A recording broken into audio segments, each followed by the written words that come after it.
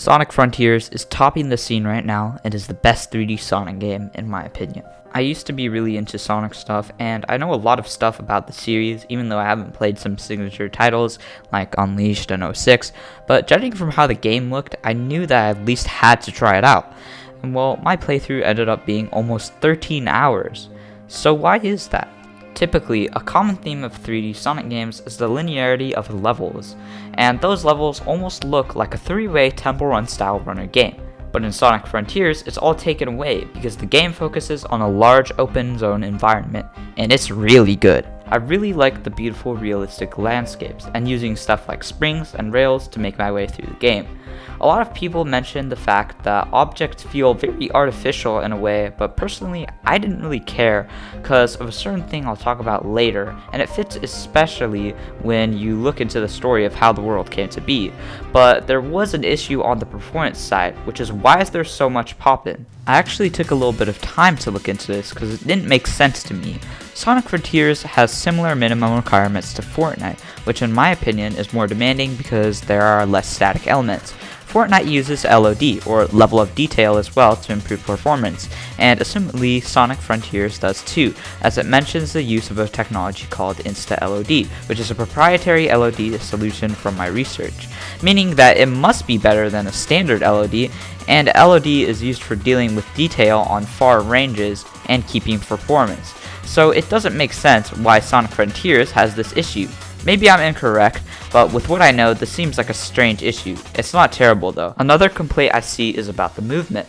The movement definitely has a little bit of jank to it, but it's not bad, and some of my favorite highlights is getting momentum in the air, and this is what I was going to mention later on, rail flying. By holding the boost button and jumping off a rail and holding the boost and jump button, you can travel really fast, really quickly, and it's super satisfying to do.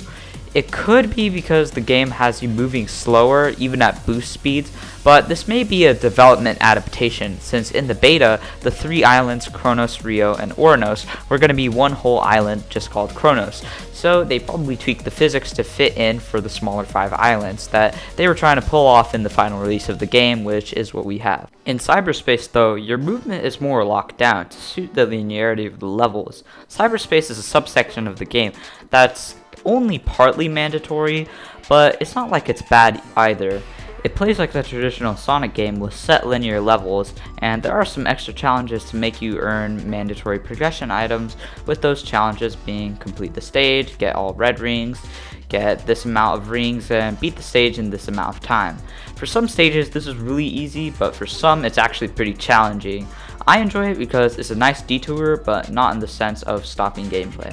Now there is a new combat system in Sonic Frontiers that is actually really good. Personally, I'm not a huge fighter mechanically in games that have fighting mechanics. I usually like to leverage my skill off of abilities, and Sonic Frontiers combat is really approachable, but it's very flashy and I like it because the moves end up looking really insane.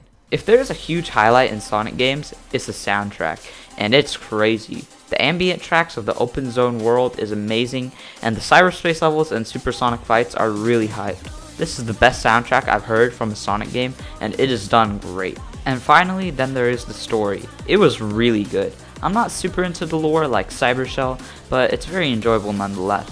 Nice little references and plotline tied up into one good package, all thanks to Ian Flynn.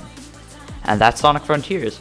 I really recommend you play it. It is well worth the $60 price tag, and it is getting more free content, not as part of a release the missing content later sort of scheme, but just cause, and I can't wait for that. I really hope that Sonic Team will follow in the trend of this game and release something with the same rail grinding mechanics and all of that stuff that makes Sonic Frontiers for their next game. This truly is the best 3D Sonic game.